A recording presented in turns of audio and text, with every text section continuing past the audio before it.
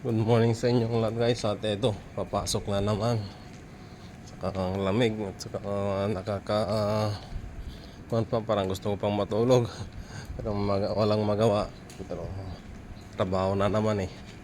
At saka nice ko nga palang batiin yung lahat ng mga nanay ng Happy Mother's Day sa inyong lahat. At saka lalong lalo na sa aking asawa. At maraming salamat sa pag-aalaga ng ating mga anak.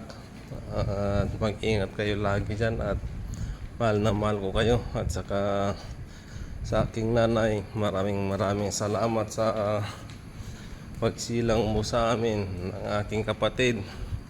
At saka maraming salamat din sa lagi mong pagpapautang sa akin. Pero nagbabayad naman. At saka ayun na, gaya ng sinabi ko sa lahat ng mga nanay dyan, Happy Mother's Day po sa inyong lahat.